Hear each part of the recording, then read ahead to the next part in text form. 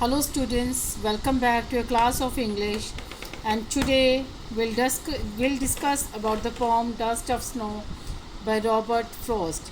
And this is the very first poem of your book First Flight. Let's discuss about the poem. First we'll discuss about the author. The poem Dust of Snow is written by Robert Frost. That is a very simple and a short poem, yet with a very deeper and larger meaning. The poet explains that how an act as petty as experiencing snow on one's body can brighten up one's day. The message of the poem is put into words by Robert Frost. Always, always a large significance. A little thing touches a large thing. A little thing touches a large thing. So let's see that what the poet expresses in the poem. Here, let's see the first stanza. The way a crow shook down on me the dust of snow from a hemlock tree. The way a crow shook down on me the dust of snow from a hemlock tree. Here, shook means to shake, to stir something, and hemlock is a poisonous tree with small white flowers. So here the poem is set in a scene where when the poet is in a bad mood and he is walking by a tree, a hemlock tree. Actually, hemlock tree is considered a poisonous tree. As he passes by, a crow happens to throw some snow dust on him. Here, dust of snow means the flakes of snow. Dust means here flakes, and snow means snow. So, as he passes by, a crow happens to throw some dust on him. Whether it falls on his head or shoulder is unknown, as there is no specific mention in the poem. Also, the readers are also left in doubt about the bird's specific action. Whether the crow was landing, shivering with cold, readjusting itself on the branch, or taking off. It happened to send some particles, some flakes of snow upon the poet. So here, the two agents of nature, the hemlock tree and crow, both signifies the sadness and the gloom, just like the poet's mood was in the opening scene. The way a crow shook down on me the dust of snow from a hemlock tree, from a hemlock tree.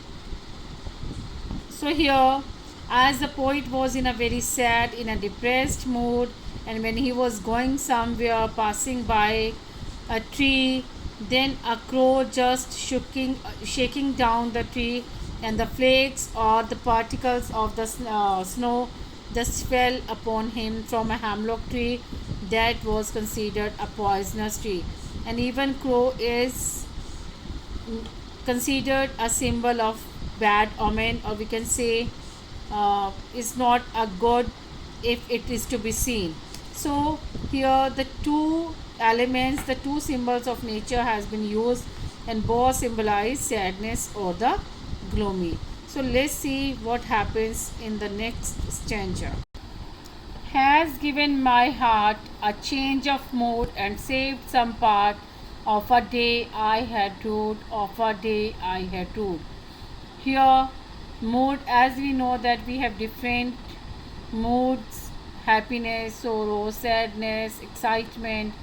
So here, the poet's mood, as we know that in the first stanza, was very sad. And here, rude means in regret, held in regret. For some reasons, the poet was having a terrible day, but the falling of the snow on his head lifted his mood instantly, and there was a sudden change in his mood. He had already spent his day in a bad mood, but the rest of it was saved by the crow and the hemlock tree. Students, generally, hemlock tree and crow are both used for negative references and are considered as bad omens. But the poet here have used them beautifully to portray that inauspicious thing can bring joy and happiness too. One must not take things for granted and should be open and accept whichever way the nature chooses to bless us, whichever the way the nature chooses to bless us. So, students, if we talk about the literary devices in the poem that has been used by the poet, the first we'll talk about the rhyming scheme, as it is just a very small poem of two stanzas but has a very deeper meaning. So we talk about the rhyming scheme.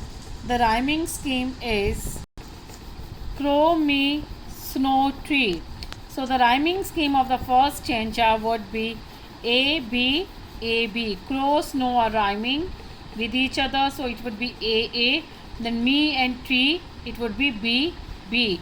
So the rhyming scheme of the first stanza is A B A B. And the rhyming scheme of the second stanza, heart, mood, part, rude. It would be C D C D. Heart, parts, D, mood, root, D, D. So the rhyming scheme of this poem is A, B, A, B, C, D, C, D. Now let's talk about the literary devices, the poetic devices that has been used by the poet. The first, the very common device, that is the symbolism. We know that the whole poem, in the whole poem, as if we talk about the snow, we talk about the dust, they are used as a symbol of nature, and here they given a sudden change in the mood of the poet. So here the first literary device that has been used is symbolism, and the second one is imagery. We know that when we just go through the poem, we notice and we just create an image that the poet was passing by and there was a tree full of fine particles of snow, and the poet was just passing by and there was sitting a crow shaking the tree, and just the snowflakes fell on the poet. So an image creates in our mind and we start imagining the situation. So this is known as the usage of imagery. And the third literary device that has been used here is the usage of alliteration. We know that alliteration is the usage of the same consonant sound, two or more consonant sound words. So here we can say that has given my heart.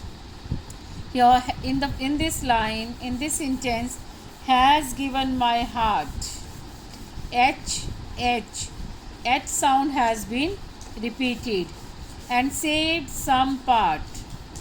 S sound has been repeated. And the next literary device is the usage of assonance. Assonance is the prominence or the usage of a vowel sound throughout a line. So in this stanza, we can say that vowel O is prominent. Let's see.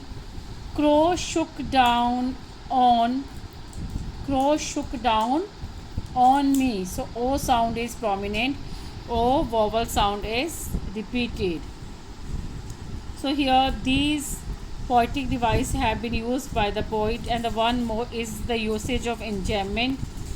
Enjambment is when the same sentence continues to the next line without the usage of any punctuation mark. So it has been used throughout the poem. There is no usage of punctuation marks in the poem. So let's discuss in brief that what is the poem about. So this is a very short poem by Robert Frost that throws light upon the unimagined healing power of nature from the tiny things. From a bad mood to a ill health, there is nothing that can't be cured by nature. The poet was experiencing one day when a crow's movement near a hemlock tree dusted snow upon him. The snow instantly makes him happier. His days gets a lot better. Thus, the supremacy of the nature as a whole made him realize that how petty his problem was. The fact that hemlock is poisonous combined with crow being the indicator of doom, death, fear, and in the poem they have been used as the carriers of happiness in the life of the narrator. So the poet through these objects has tried to highlight that some creatures linked with negative aspects of life can be the bringer of the change and happiness. So, being outdoors in nature with all its unpredictability can benefit anyone at any time. So, dear students, I just want you to write down 2-3 questions related to this poem and complete your answers and show it to me. So, please note down question number 1. What is a dust of snow? And what does the poet say has changed his mood?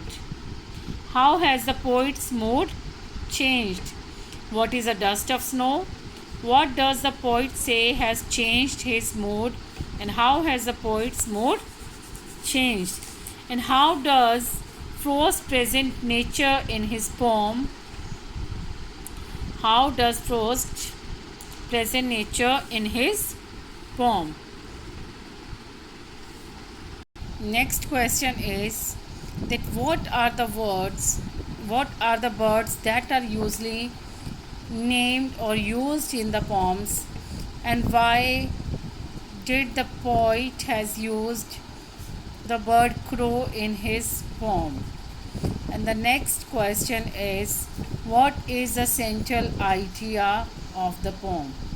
So my dear students, I just request you all to go through the poem just to enjoy the poetry and to note down the literary devices and to attempt the text question of the book. Hopefully you will all complete the work assigned by me. Thank you so much.